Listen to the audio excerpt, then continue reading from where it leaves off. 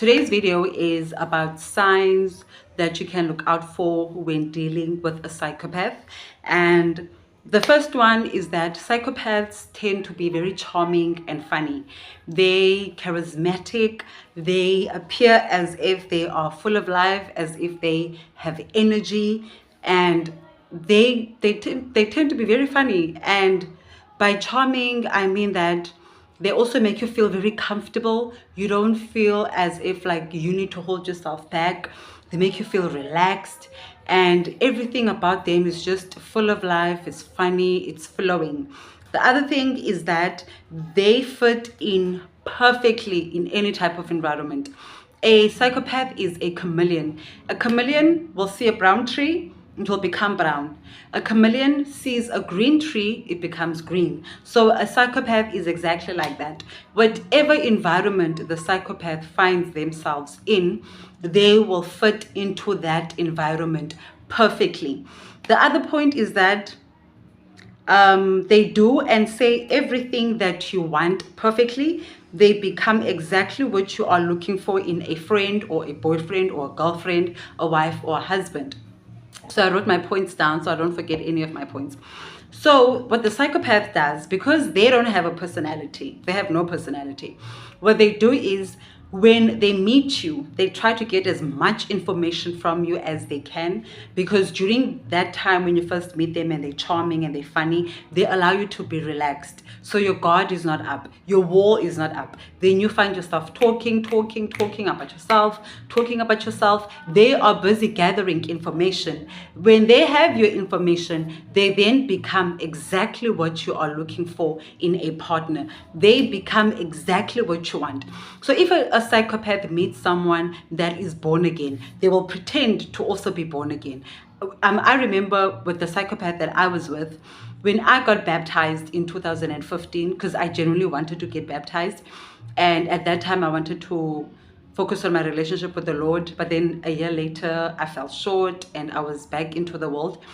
So in 2015, when I got baptized, all of a sudden, the psychopath also wanted to get baptized. All of a sudden, he wanted to take his relationship with the Lord seriously, which never happened afterwards. So they become exactly what you are looking for in a partner. The other point is they tend to say rude and mean and disrespectful things to you. And then right after they say that, they will make a joke.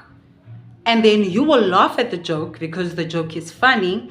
But at the same time, you end up thinking about the rude or disrespectful thing that they said, or a demeaning thing that they said, and you end up being confused. Did they mean what they said? Were they being joking? Were they joking? Were they being playful? So they always do that. So they will trash your self-confidence and then make a joke, and then you end up being confused. So you are in a state of confusion. You don't know if they meant what they said when they were being disrespectful, or was it a joke? The other thing is that they will shower you with lots of attention. They are always there for you all the time. So when you're with the psychopath at the beginning, they will always come see you. They'll come see you. They'll take you out on dates. They want to take you out. They want to be with you. If you're sick, they're there. They bring you the medication. Everything will just be about you. But once you fall for them, and you are in love with them, or you love them, or you're in a relationship with them, even though they never say that you're in a relationship with them, you realize that the attention they gave you becomes less and less. Now all of a sudden they don't have time for you. All of a sudden they become busy. But at the beginning they showered you with all the attention that they had. The next point is that when it comes to the male psychopath, the male psychopath always has female friends and barely has male friends. The male psychopath will probably have one or two male friends, and then the rest of his friends are females. And will tell you that the females are just friends, but he's secretly sleeping with all of them. And these female friends also think that the psychopath is just your friend. So what happens when you are not the primary source, when you are not the main girlfriend or the wife?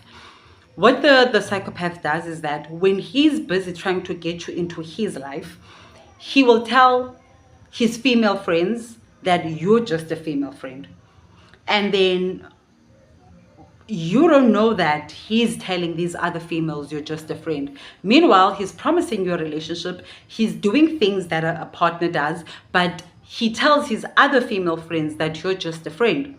And he tells his other female friends this because he's sleeping with those other female friends. So, if, for example, if the psychopath has 5 female friends and you're the new person in his life, those 5 females know you as a friend. You also know these 5 females as his friends, but he's sleeping with all of them and they don't know about each other. They don't know about each other. They don't know that the psychopath is sleeping with each and every one of them. And the other thing that does happen is that if you're the primary source, the wife or the husband, the other 5 female friends will know that you're the primary source. They will know that you're the girlfriend. But they don't care. They will still sleep with the psychopath because the psychopath promises each and every one of them a relationship. He promises them that one day he's going to leave you and go to them. And they don't, lady number 1, female friend number 1, doesn't know about the 4 other female friends. She thinks that you're the main girlfriend and that he's going to leave you and go to her. What she doesn't know is that female number 2 is also in the same position as she is, and that's how it goes. And if the psychopath is a female, she will always have male friends, and most of the time, she's sleeping with all of those male friends. Don't get this confused with someone that doesn't have friends because they just want to be alone.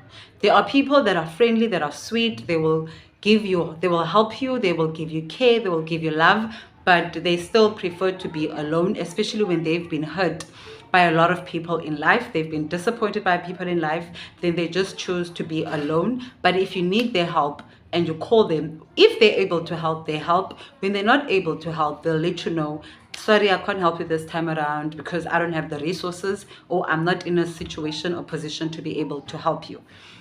The other sign is that while you are in their presence, when you are sitting together with the psychopath, they have a tendency of always thinking far.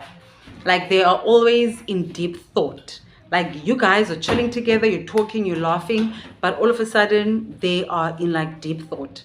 And they do this because they're calculating. While you're talking, they're storing your information. While you're talking, they're trying to see if what other female you are similar with. So if you are similar with female friend number 4, then they are calculating that, okay, since you're the new person in my life, you're exactly like female friend number 4. You like what female friend number 4 likes. So I know when I'm with you, I'll do the exact same things that female friend number 4 likes. So they are always calculating. Just like, no, okay. Sorry. So, talk to the hand. Sorry about that. That was my niece. So they are always calculating because while they're with you, even if you guys are on a date or they just took you out, they will be in deep thought because they're calculating, okay, once they drop you off, they're gonna go spend time with another person, another supply. So you will pay attention. They always end up being in deep thought and they're always calculating. The other one is that when it comes to the psychopath and sex, first of all, sometimes their sex will seem robotic, as if sex is something they studied from a textbook and they're trying to do it the way that they read it in a textbook. Or they will want rough, painful sex. The reason why the psychopath wants that rough, painful sex is because they are sadistic. They are evil people. When you experience pain during sex instead of pleasure, they find joy in that. They are happy to have rough sex with you. They are happy when you tell them the next day, oh my word, I can barely walk, I'm in pain. They enjoy that. They like rough, painful sex because for them, sex is not the way you think it is. They don't do sex to please you because they love you. They use sex as a form of control and power and to hurt you. The other thing is that, okay, the sex is robotic, they like hurting you, but okay, this painful sex, they don't always do it with the primary source, which is the main girlfriend, the main boyfriend, the wife or the husband. So they will tend to do this painful sex with the side chicks, with the side nigger, or whatever, the secondary source, the tertiary source, but not with the primary source. It's seldom that they do it with the primary source of supply. The other point is that they don't like being told no. A psychopath doesn't like being told no. They don't like being wrong. They are always in competition with everyone, including you. You can be their husband, their wife, their partner. They are always in competition with you, and they never want you to do better than they are.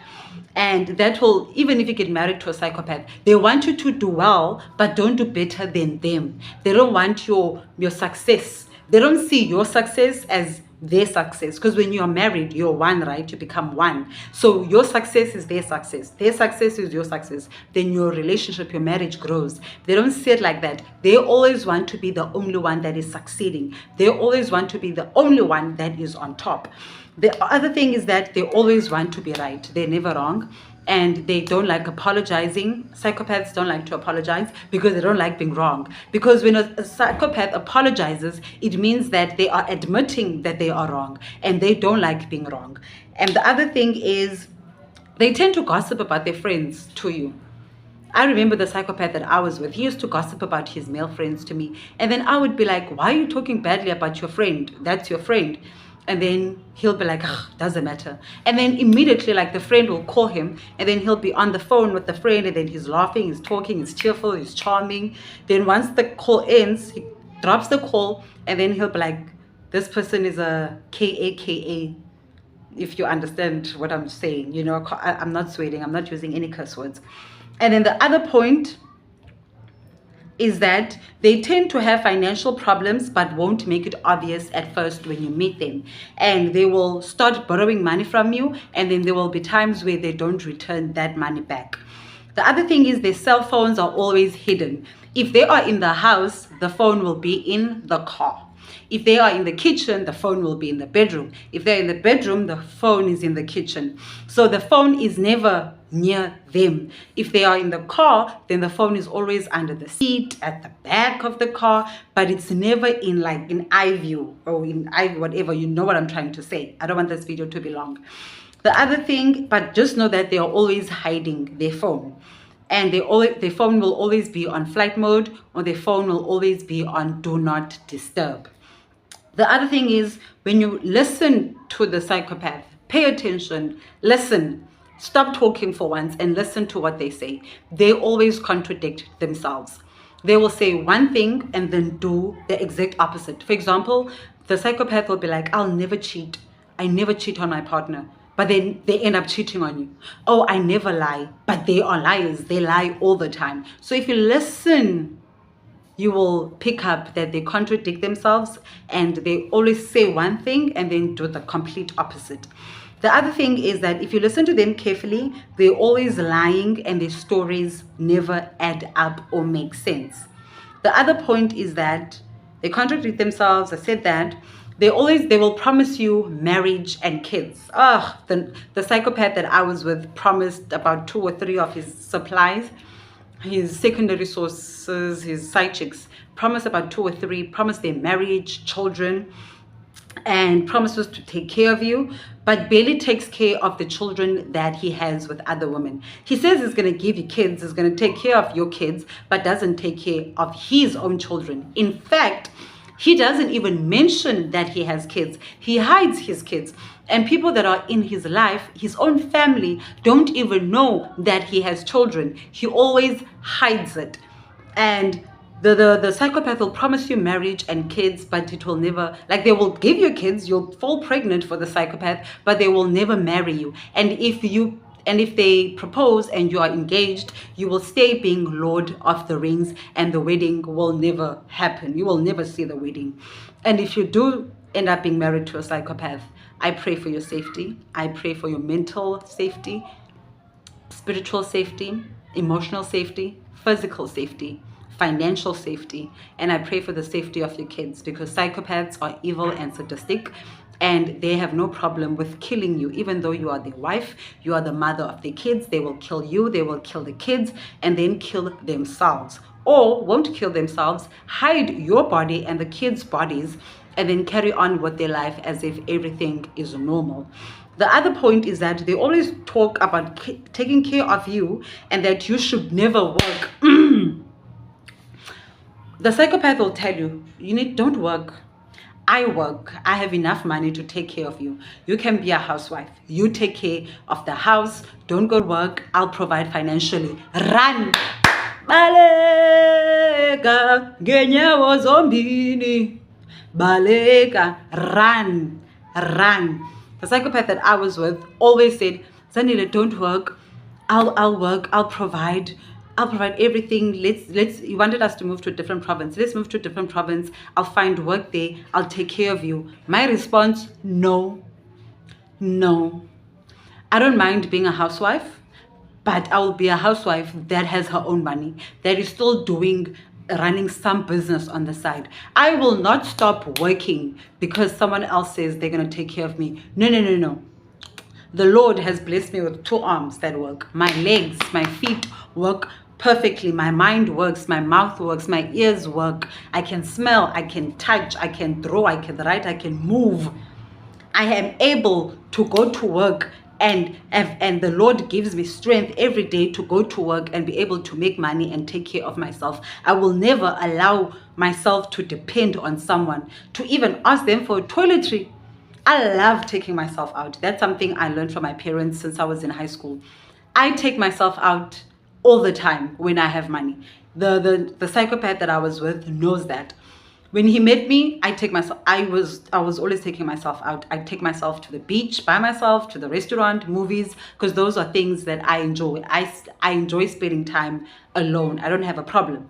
So when he said, let's get married, I'll take care of you, you don't have to work. No, I said no so many times. And he used to put so much pressure on me to accept that deal. And I was like, no, I will work. I will continue to work. And when I decide to be a housewife, I'll be a housewife, God willingly, Yeshua willingly. And I'll still have something that I'm doing part-time that is going to help me earn an income instead of just fully depending on someone. Never. Don't do that, ladies. Don't fall for that trap. The other thing is they like making jokes about murder and shooting people and getting away with it. The psychopath that I was with used to always make jokes about how to get away with murder, how to get away with killing someone or shooting someone without anyone finding out. Listen to those jokes. It's not jokes. They are telling you the truth about what actually goes through their minds and their hearts. It is their desire. The other point is that, the last point, they threaten you with suicide. Okay, so when you break up with a psychopath and you are the primary source, you are the main girlfriend, or you're the husband, you're the wife, they will first threaten you with suicide. If you don't take me back, I'm going to kill myself. Been there. I heard that story. Psychopath, when I broke up with him the first time, talked about committing suicide. Other thing, if you really don't want to get back together with them, they'll start threatening you, and they will threaten any other partner you start dating after them. So those threats are not a joke. It's not cute. When a man or a woman says to you, I love you so much that I don't see you or myself being with other people, that is not cute. That is not romantic. That is a threat. They are threatening your life, and they are threatening the life of any other future partner you might date when you decide to leave them. So those are the signs of a psychopath. Please take note. Don't fall in love with people easily or quickly. Don't fall pregnant with people so easily, so quickly. Learn to end and pay attention. Pay attention, listen, keep quiet. Don't say a lot of things about yourself. When they ask you, what type of man are you looking for? What type of woman are you looking for? Just respond and say, the Lord knows the type of partner I want, and the Lord will bless me with the type of partner that I want. They will have a question mark. Then you say, if you are the one that the Lord blesses me with, then the Lord will let me know. Don't tell them that I want this type of man, I want this type of woman, they must do this, they must do that. No, don't tell them. You're giving away, you literally just telling them to be that which you are looking for. So watch, listen, pay attention. So these are the signs of a psychopath. Take care of yourselves and always let your friends and family know where you are. If you are going on a new date with someone, give them the person's car color, the name of the car, the number plate, the person's name, surname, phone number, where they work, where they live. Always make sure when you're going out on a date, even if it's to the beach or wherever, there's at least 3 or 4 people that know where you are, and those 3-4 people know they know the necessary information they need to know about the person that you're going on a date with.